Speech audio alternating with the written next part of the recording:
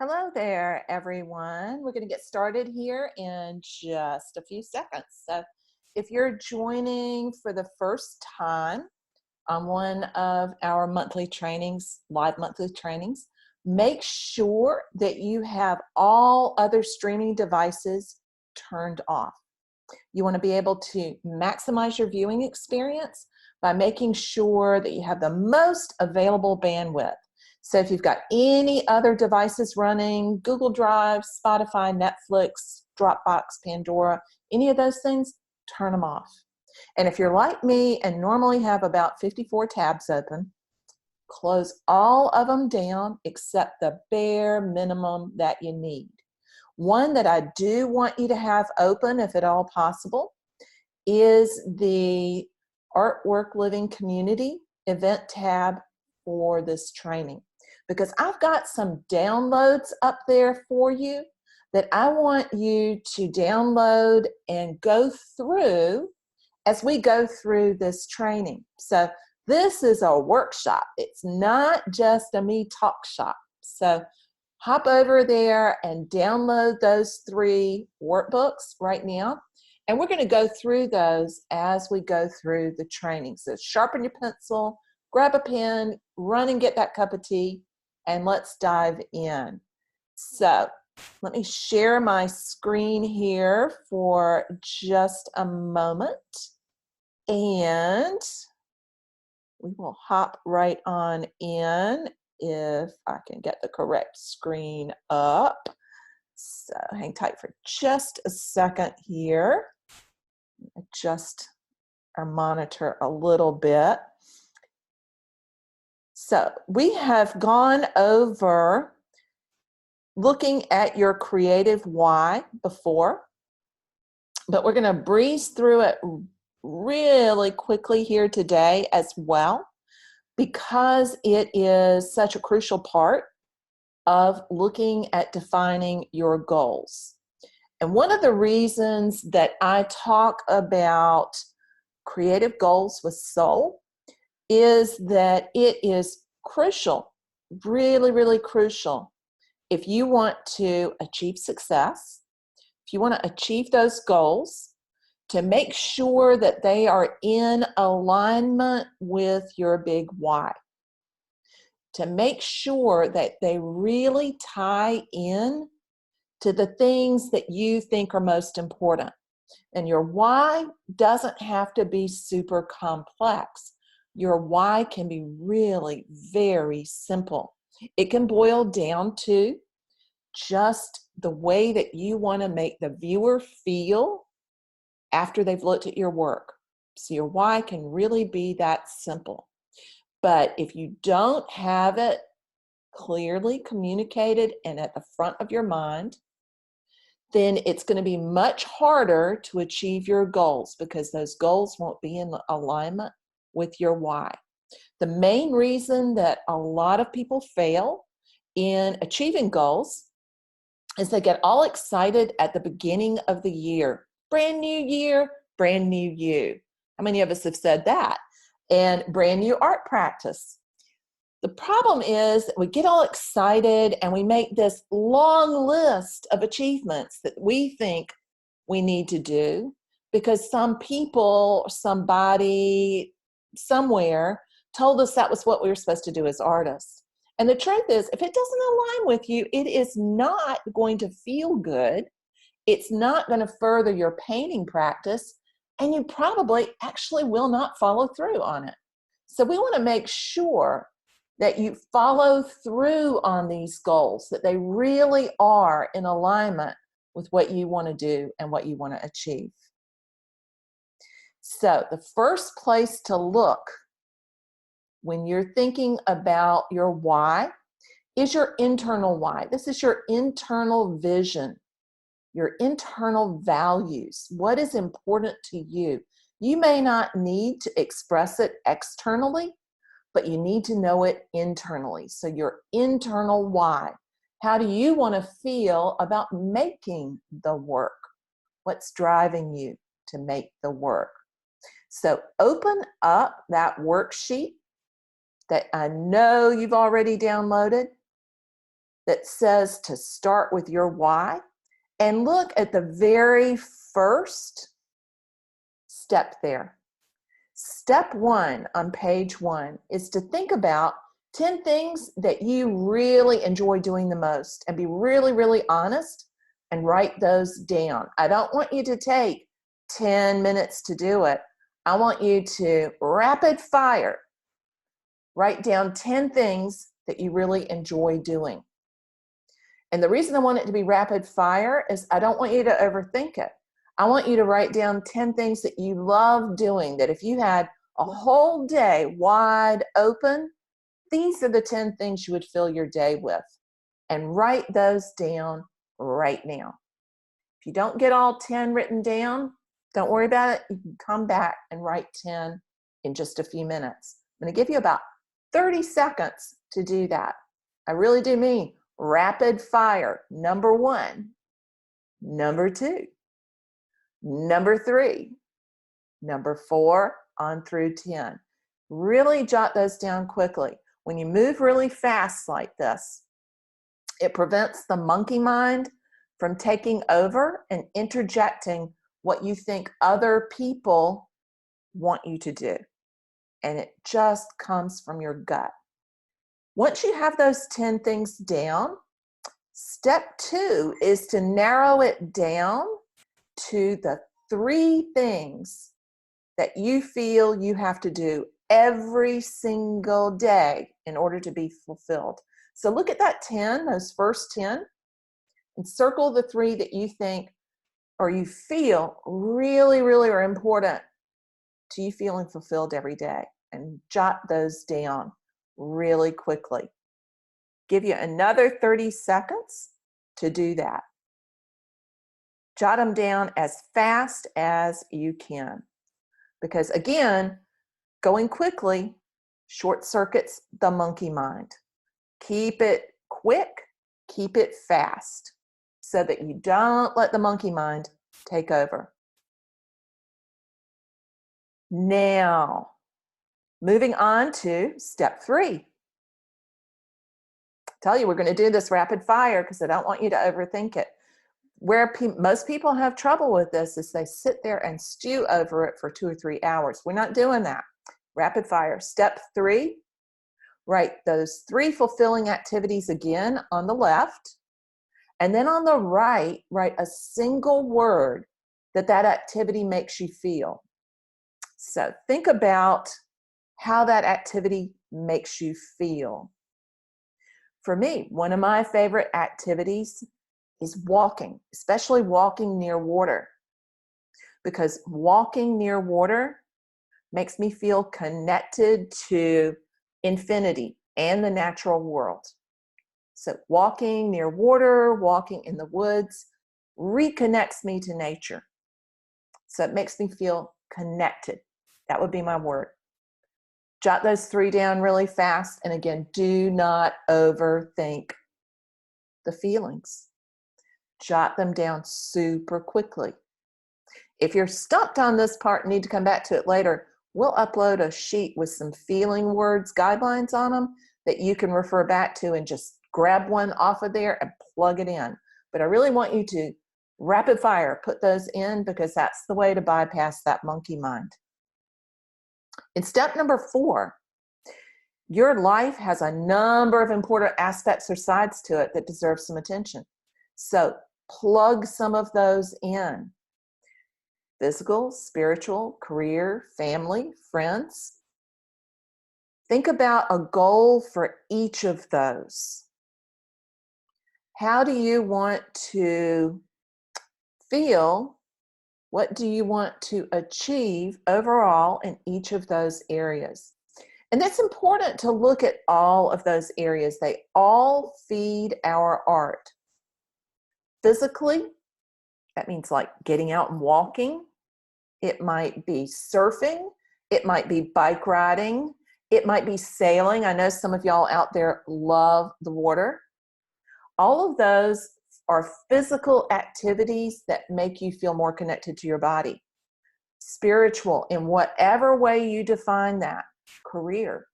Where do you want to go with your career? about your family and your friends? What are your goals with your relationships? Think about financial security, ongoing learning and mental development.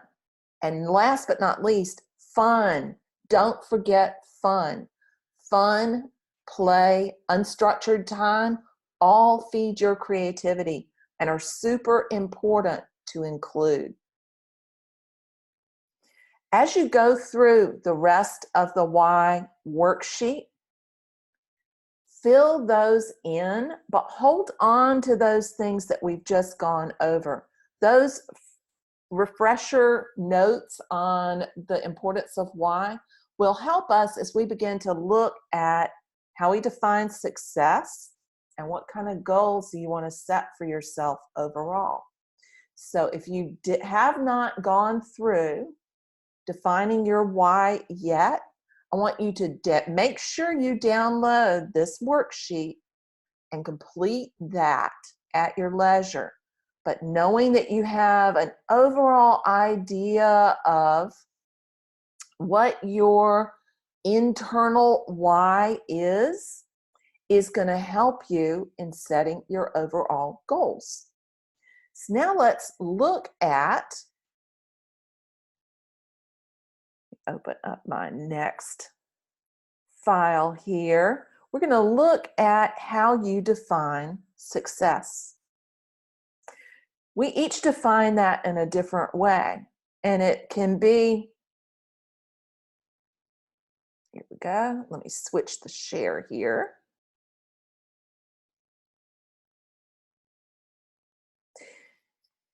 We each have, oops, sorry, had a little repetition there.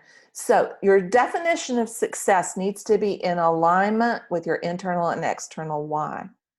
It needs to be in alignment with what you feel like your driving force is. If it's not, it will feel awkward, it will feel uncomfortable, and it will be difficult to complete the goals that you set out for yourself. So don't define success by what other people are imposing on you. Instead, let's create your own picture and definition of success. And again, make sure that it aligns with the internal and external why that you develop in that first initial exercise. So after you have identified your why, then you need to identify your what. Your what is your success. So when you're looking at overall planning, the internal part, the center of the circle, the inside kernel within the seed or the onion is the why. The next outer layer is the what, and that's the success part. And the what depends on the why. That's why I keep harping on the why. They need to link together. So I want you to download and open the second workbook that is on that event page link. If you need the link, if someone does not have that downloaded yet, I'm going to pop that here into the chat roll so that you can download it right now. Let me pop open the chat here. And here is, oops, thought I had the direct link there. For some reason, I did not get it. Let me grab that again. And here comes the link. So if you have not downloaded this yet, I want you to hop into the group and download those worksheets. The two that we're really focusing on in this training are the second and third ones. So we're focusing on success, and we're focusing on linking the goals to that. Kathy says, is this going to be recorded? The connection's not good here today and keeps breaking down. Absolutely, Kathy. They're always recorded and it'll be uploaded by tomorrow at the latest. I'm hoping to get it up this afternoon as well. So if it cuts out on you, then know that it's recorded and you'll be able to grab it again later. So just make sure you've got those workbooks downloaded and you can dive in at your leisure. You're not seeing the downloads, Carson. They should be on that page. So double check again. Let me check and make sure that I saved the page and didn't do a Mary brain fart. And I did do a Mary brain fart. It, for some reason, reloaded and deleted the downloads. So hang tight for just a second and let me get those up again, because I have unfortunately just clicked the wrong button, and it'll take just a second to get those in here. Then you can download them. So we have number 1 going up, number 2, and thank you, Carson, for alerting me on that. As I tell my students all the time, multitasking does not work. So double check now, y'all, and make sure that you can see those downloads. And let me know if you can't see the downloads. So double check in there, maybe refresh your window. Let me know if those are showing up for you now. And then we're going to dive back in. So we're going to work on a brain dump here first, because it can be hard to go from what feels a little bit more like an ephemeral idea, and it's really the high up airplane view of where you want to go. You get the big picture when you're looking at the why, but not nearly as close as when you come down a little lower and you can begin to see the actual landscape. The actual landscape then becomes the what. So we're going to zoom in a little closer, the next level down, and begin to peel away the layers of the onion and come to the what. And in order to do that, we need to have a brain dump. And in that brain dump, I want you to think about how you define success. So we're going to start with,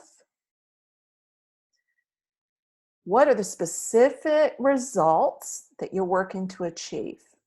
Step 1 is just to jot down really fast, in as many details as you can, the specific business or personal results that you're working to achieve. And I want y'all to really dream big. I think the biggest challenge and roadblock people have here is that and I don't mean in the group, I mean in general, when they are starting to create a vision of success, is they dream too small and they underestimate how much they can accomplish. We routinely overestimate how much we can accomplish in a week and underestimate how much we can accomplish in a year. So I want y'all to dream super big. And I want you to think about having 3 different stages of dreams. The big, hairy, scary dream, the I'm pretty sure that I can hit it dream, and the dream that I'll be okay with. Because when you put it on 3 levels like that, it moves you just within your comfort zone, just beyond your comfort zone, and then way beyond your comfort zone. And if you stretch for something that's way beyond your comfort zone, you're a whole lot more likely to hit the thing that is just a little bit of a stretch. So when you reach for the sun, you're a whole lot more likely to get the moon. Because by stretching that far, you really, really change your entire mindset. So dream big, don't dream small. Think about what would happen if you showed up in a really big way.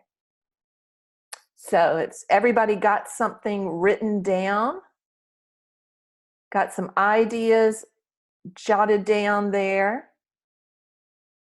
Kathy, if you see the why dot but not the what, go ahead and refresh your window because there should be 3 showing up for you now. I'll give you a second to catch those. 1 or 2 more seconds to jot down your big, hairy dreams. Think about your dreams in 3 specific areas. Think about your dreams for your art. Think about your dreams for your work, the business side of it. And think about your dreams for your creative living. And get those big, hairy dreams written down. Step number 2 is to look over what you've just written down. Then make a more formal list of 3 that have to do with your personal life. 3 that have to do with the living part. And be really honest and know that you don't have to share it with anybody else. What you put down in these workbooks is really just for you. What you choose to share is going to be the external part, hopefully, because I think when you share your goals, your final product in the group, you're far more likely to achieve them because you'll have accountability. In step 3, you're going to take those statements and use them to create action statements for your internal what. Your what is your personal mission statement. So your why is your vision, your what is your mission, and then your how, forward looking, your how becomes your plan. So this is the format for the statements. For example, my mission is to create strong friendships. That's all your what has to be. But I want you to take the 3 top things that you identified in step 1, list those out, and then we're going to turn them into action statements that revolve around your what, your mission. And fill those in. My mission is to blank, and just pop those right on in there.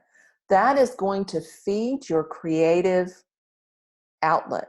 It's going to feed your creative practice. In step 4, I want you to record your final personal what statement below. And this can include all of the above or just one.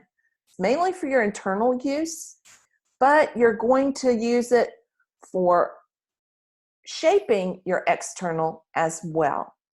So remember what 3 have to do with your personal life, and then create those action statements. And then once you've created some action statements, come back to me. If you have any questions at all about doing those, pop the questions right on into the chat box, and one of us, myself or Carson, will pop in there and see if we can answer and help you along the way. Create those action statements to get you going. You can keep tweaking and refining and recording those later, but I want you to have a rough statement down while we're online. Because what you do while we're together, or what you do while you're listening to this recording, is going to help propel you forward. I don't want you to dwell on it for days on end or hours on end even. Now we're going to take a look at the external what. Finding your external mission, the thing that you're going to work towards externally. And the first part of that is to look again at what you wrote back up in step 1. Make a more formal list of the 3 that have to do with your professional life. That's with the art making. And it could be with your art work, the work business side of it. But I want you to write down 3 that have to do with your art practice. And be really, really honest. Some can be things that you don't share with clients, and some can be very, very public. But write down 3. And remember, said to go big and hairy. I love big, hairy dreams, but get 3 of them down here that have to do with your art practice. So Barbara, the handouts are on the event page on the AWL website. If you scroll back up through the chat box here, you'll see the link. I'll pop it in here again, the link for those. So you can download those from the event page. And we're on the second handout. You may need to refresh your window if you have a hard time seeing them. Yeah, just refresh the window and they should pop up. So once you've gotten those downloaded, go on and jump to the second workbook. And we're looking at the things that you wrote down in step 1 of a brain dump. And if you can't find the download right now, just get a piece of paper. That'll be good enough for the moment. You can go back and fill in the workbook later, but I want you to get some things down on paper right now. So think of the 3 things that were hairy dreams, big hairy dreams. You know, lots of hairy dreams. Hair that has to be braided, it's so big. 3 that have to do with your art practice. And jot those down in whatever format you can. Get them down as quickly as you can.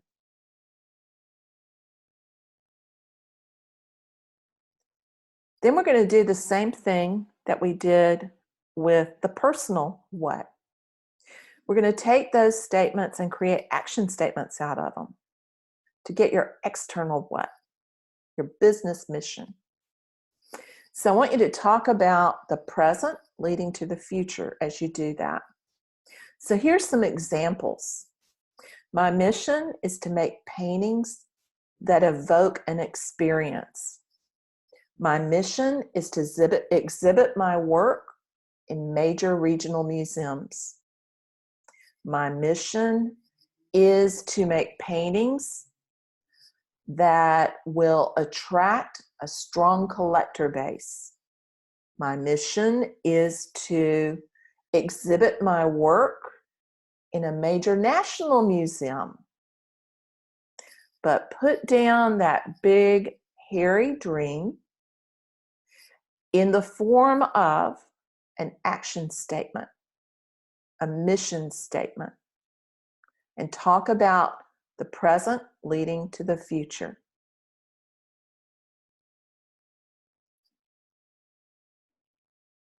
Jot those down in a really rough format and know that you can come back in step 7 and tweak those and refine them.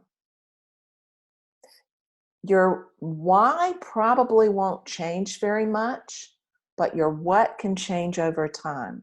So you may need to come back in 5, 3, 5, 7 years and change the what, because you might have hopefully achieved some of those whats, or your what could take a totally different direction.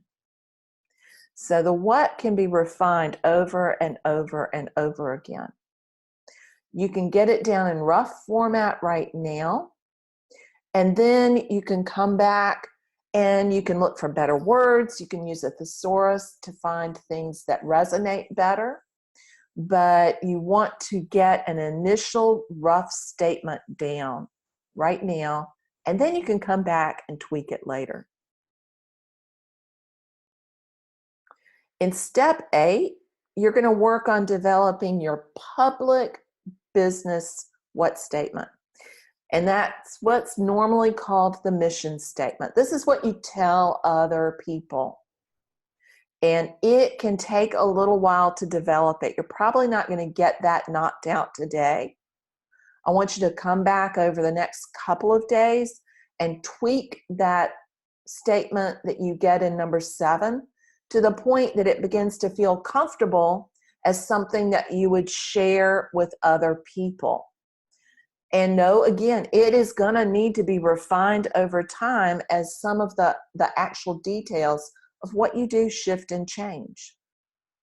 So think about coming back to this part, step number 8 later, and really refining it so it's phrased in a way that you feel comfortable sharing it with the world. One of the caveats here is I want you to think about creating a statement that is specific enough to you that it doesn't sound like the whole world is out there doing it. So, for example, my business mission statement for my paintings is that I capture or catch the color and light in my paintings so that people have the experience of the natural world. So I catch color and light so that my audience experiences the natural world. That's a mission statement that doesn't apply to every painter out there. It applies to people who are focusing on primarily landscapes and who are colorists and are interested in light and color. So you want to begin to narrow down what your mission statement is so that it's not just, my mission is to make people happy through my paintings. That's too general. And we're going to have to narrow something like that down. So get a rough statement down and then know that we can come back and in the group, post these and help each other refine what you're doing. All of y'all have been in the group long enough that you're familiar with each other's work and you can help each other refine your statements. Now that we are through with our definitions of success, which are our mission, we're going to look at how we can create goals that support that mission. The goals are the plan. That's where we get into the nitty-gritty stuff. And it really is the most fun part of the whole darn process. So make sure you've got that third handout downloaded. Check for the link here in the chat. If you're watching the recording, they will be on the replay page, so you don't need to go back to the event page. But download that third worksheet, and we're going to dive into that right now. So let me share. Oops. Helps to be in the correct program when I start trying to open things. We're going to look at those individual goals. Identifying your goals. Oops. My computer has its own mind today. I think it's a little warm. So in looking at the worksheet, we're going to start by making sure that we've got that clear business mission there. Even if you just have the rough statement now, what is it that you're trying to accomplish? This doesn't have to be the perfect one that you're going to share with the rest of the world, but jot down here under step 1, the things that you identified as your big dreams for your art business, for your art practice. And your art business doesn't have to center around making money. It can center around growing an audience, and it can center around having an impact in the world. Success is not solely defined by money. So I want you to think about plugging in your rough statement here of what it is that you dream for your art practice, in whatever shape or form it takes. And then we're going to make a list of things that you want to do to accomplish it. So get that business mission written out, and then we're going to start list making. This is where most people break down in the goal setting process, is that they start with the list. And what they need to do is make sure they've got that alignment first before they start making a task list and just get busy, busy, busy. Being busy, busy, busy does not mean you're productive. It just means you're busy. I want you to think about creating goals that will help you achieve your success with ease, not by hustling, not by stressing out, but with ease. So when you're making your list, think about, get to the correct window here.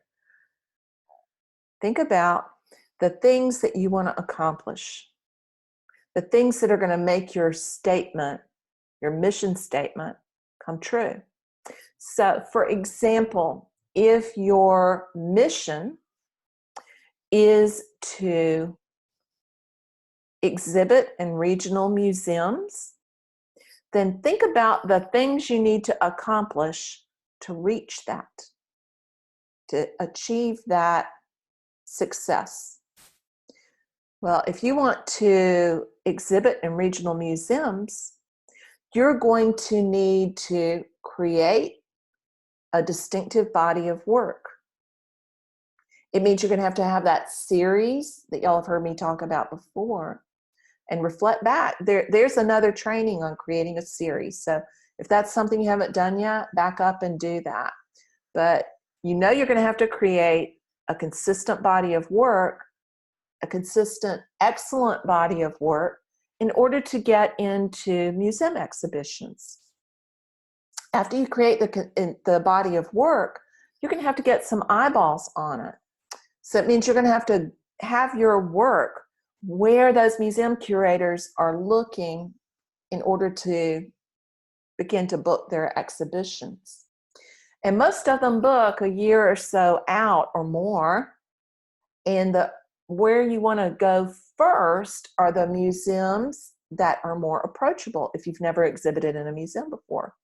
Look at the smaller regional museums. You might want to make a list of museums that are not necessarily art museums.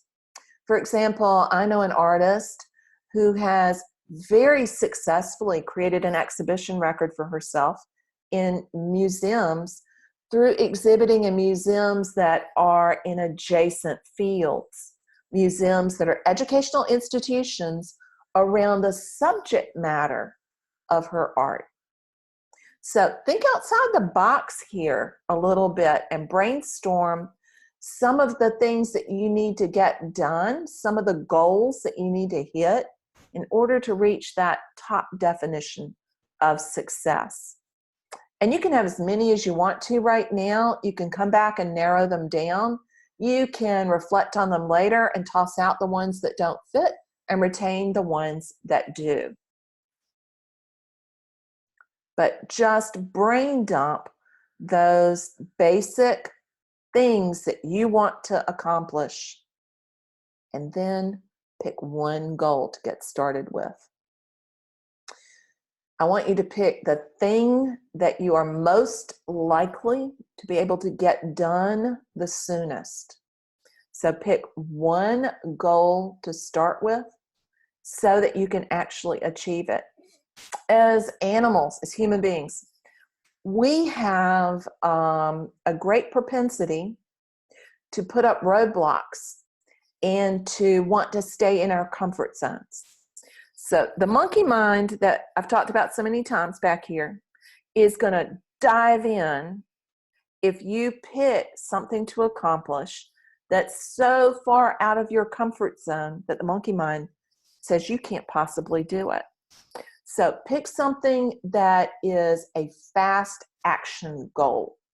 Pick something that you can take action on in the next month. Because if you pick something that you can take immediate effective action on, you're far more likely to keep going towards those bigger stretch goals. So we're going to take one of those goals, and I want you to focus on that for the rest of the training. And I want you to think about the one that's going to be the easiest for you to take immediate action on. And you can come back and apply these same steps to any of the other goals that you've identified. We just need to take that first immediate action. So fill in that blank and put in the goal under step 3 that you've identified that you're going to take action on first. And then list 3 action steps, 3 immediate actions that you can take towards that goal. So if I am looking at that regional museum exhibition success, and I've identified a goal first of creating that consistent body of work, one of my action steps might be to go back and review the training on creating a series of paintings. If I've already got that done, one immediate action step would be to identify some museums in a parallel niche that I could exhibit my work in. So for me, because I am doing landscapes that primarily are connecting with the environment and sense of place, I might want to look at environmental museums. I might want to look at environmental institutions, things that are associated with protecting the environment, and then send out a proposal to those. But the first step is to make a list. See if I can find 3 that I could send out a proposal to. It's not that hard to do that with Google, and it's an immediate action I can take that makes me feel like I've accomplished something. So find those immediate things that you can do and dive into those.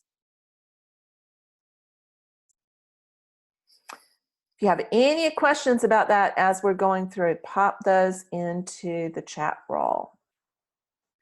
Now, the next step is a real crucial one after you get those action steps, and make sure these are immediate and effective. Make sure they really tie into that goal, and they're not just busy work that are going to make you feel like you're doing something because you're just doing. They've got to be things that propel you towards that goal. What else needs to happen? What else needs to happen to get you towards that goal? You need to assign a date, because what is calendared will actually get done. So next to each of those action steps, put a date. If it's a goal that is huge, it might be a 12-month goal. But if it's the one, like I asked you to pick one that was one you could attack right away, it might be a 90-day goal, something you can do in 3 months. So assign some dates to those action steps over the next 3 months. Those are targets, and you're going to hit that action step by that date. And that will help you actually achieve the goal. Remember, what gets calendared actually gets done. And it doesn't matter whether it's a physical calendar, a paper calendar, a pocket calendar, a bullet journal, or a digital calendar.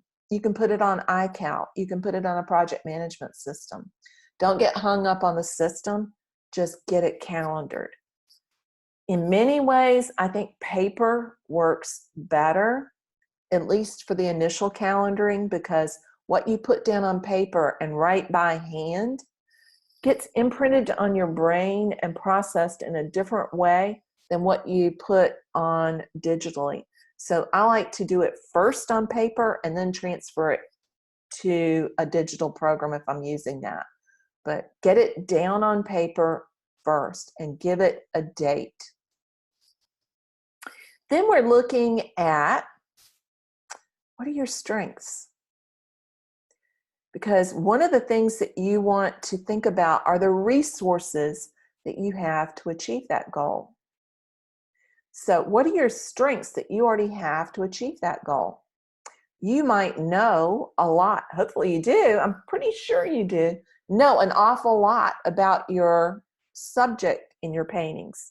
And if you're looking for that parallel niche, for example, for your subject, your depth of knowledge on that becomes a strength. It could be that you have a big network of people that you know who have connections to art museums. It could be that you have a big network of people you know who have connections to outside institutions associated with your subject matter. It could be that you just have really great tech skills and you're comfortable shooting photographs of your work so that you're going to have a really easy time processing photos of your work and putting them up on the internet. But really look at what strengths you already have that are going to help you take those actions and write those down. Because again, what you write down actually will begin to take place. What assets do you already have that can help you achieve that goal? So assets and resources can be people, they can be objects, it can be physical things like binoculars, cameras, camcorders, computers, whatever assets you already have that you can use for that. It could be that you've already done this before one time, so you have an essay that was written about you that you can submit to one of those regional museums for them to consider you. So assets can be content, they can be your paintings. Yes, your paintings are actual content assets. So if you've already created that series, that body of work, that's an asset. That becomes both a content asset and a physical asset as well. So jot down some assets that you already have. Name at least one while we're on the training so that you get a feel for what that asset might be. But think about the assets that you've got that you can draw from to achieve that goal. Then think about where you've got some weaknesses. I like to also think of those as challenges instead of weaknesses. Weaknesses make me think of, limp noodles that are going to fall over, whereas challenges inspire me to jump higher. So think about weaknesses or challenges. Where do you have some areas that are just not your strong points? It might be that you really don't like writing. It might be that you don't know how to take good photographs of your work. Any of those are challenges. They're not insurmountable by a long shot. It just means that you're going to have to find a solution to that. You're going to have to find some way of solving that helps you to not be stopped by that. We've all got challenges, and we are actually strengthened by knowing what they are. So identify a few of those right now. Then look at what you need to get. What are some things that you still need? What are the things that you don't currently possess that will help you achieve that goal? Look at what the needs are that still have to be met to achieve that goal. It might be that you need to rent a camera. It might be that you need to rent another piece of equipment. It might be that you need to talk your brother-in-law into taking photos for you because he's really, really good at taking photographs. But list a couple of those needs so that you can figure out how you're going to meet them. Then I want you to fill in the plan. Fill in any of the blank spots that are left. Plans are the overall big roadmap. So the final pages here in the third workbook have to do with your success plan. So print it out and fill it in, and then make sure you post it where you're going to see it. So those last 3 pages are your success plan. And you collate everything that we've covered so far and pop it into that success plan.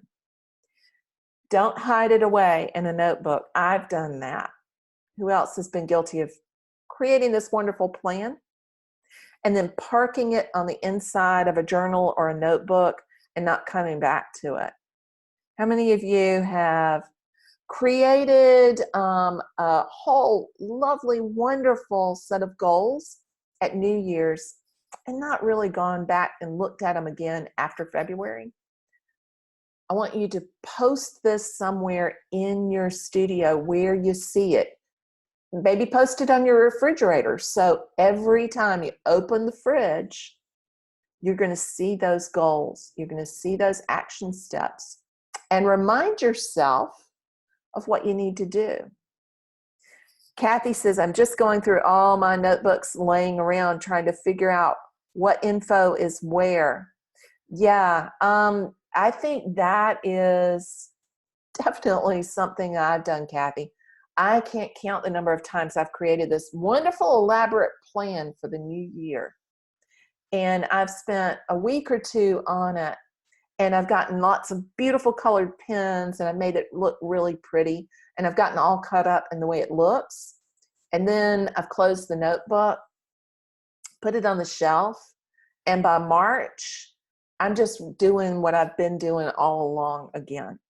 And so I don't want y'all to do that. I want you to think about creating a plan that's very doable, and it's in bite-sized chunks. Notice I didn't say it was an annual plan. Go back to shorter planning, and you're more likely to get it done. I like to plan for quarters. My big 12-month plan this year is a set of sticky notes, 12 sticky notes. And if Stephanie's on here, she can tell you that's exactly what it is. I think Carson's seen it too. There are 12 sticky notes that I stuck up on my wall. That is my 12-month plan. That's the overall picture. Then I went into a whole lot more details for each quarter, but I've done it, I'm only on first quarter. I haven't really gone into depth on the second, third, and fourth because I'm not there yet. If you plan quarterly like that, you have just the big picture for the others, you're less likely to go off track. Part of it is planning for 12 months and doing real detailed planning. It's a waste of time. And it's also overwhelming. The reason it's a waste of time is that too many things can change in the details. So you want to not go into tiny, tiny little details with a 12-month plan. You go into a quarterly plan with details, not as much is going to change 90 days out. And then as you get closer to the next quarter, you do another 90-day plan. And then when you get closer to the third quarter, you do another 90-day plan. When you approach it that way, it's chunked down in more manageable bites, and you're far more likely to stay on track, stay on goal, and stay on target. So let me know if you have any other questions around that. So just to quickly recap, I want you to go back through and review the Create Your Why. That training was back, I think in June, it may have been July, but June of the past year. Go back through that. Make sure that the why, the external why that you came up with then really still resonates with you. And then go through the second and third workbook and make sure that you're creating a mission that is fairly unique to you, that doesn't apply to every single other artist out there, that begins to niche down to a group, a smaller group. Because when you have a mission that appeals to a smaller group, A, it's easier to create realistic goals. B, it's easier to attract your ideal client, your ideal customers, your ideal viewers. It's also easier to figure out how you're going to have a real impact in that world. Because at the end of the day, like I said earlier, it is not about how much money you make. Money, we need it. We got to eat. And we need to make enough. We absolutely need to make enough to be comfortable. And there's no reason for you not to make enough to be able to then give back. But what it's all about is having an impact. And an impact happens when you're crystal clear on what it is that you want to have change. So make sure you're really crystal clear on that mission before you dive into the goals. And so remember that as we look at the onion or the interlocking circles, the why is at the center, Then the next circle is the what. And the final outer circle, the one that can change the most and most often, that's the how. That's the goal plan. The goal plan can change every quarter. The what can change every year, but the why stays pretty constant. So let me know if you have any questions at all around that. Exactly, Kathy. That's it precisely. I'll see if I can find, let me see if I don't know if I can pull it up really quickly. I'll post it in the group under the comments. But yeah, I would make a list, and I'm a big fan of Post-it notes. Don't know what they're called in the UK, but those little colored sticky notes, get one for each month and make a goal or have goals, maybe 12 goals for the whole year. But put each goal or your big picture thing on a sticky note. Don't have more than 12. Yeah, so then the 90-day goals have more detail. So just maybe one big overall goal for the 12 months. And then you're going to go into sticky note mode and don't go more than 12. Get the details in just for the 90 days, for the quarter, which is just 3 months. And when you do that, you won't feel overwhelmed. You won't feel like there's so much work that you have to get done. And you'll be surprised at how much work you actually do get done. So we are almost at the end of our time. If you have any other questions that come up around goal setting and creating goals that have a soul to them, and by that I mean, remember that they are in alignment. Alignment is crucial and critical to success. If they're not in alignment, it's going to feel awkward and forced. And by alignment, I mean that your goal matches your why. And you do that by working from the why out, not from the goal in. So make sure those things are in alignment, and you'll have goals that have soul. And it'll feel so much easier to get stuff done. That is all for today. And again, if you have any further questions, pop them into the membership, and we'll be scrolling through there and taking a look to make sure everybody's questions get answered. Take care, everybody. Bye-bye for now.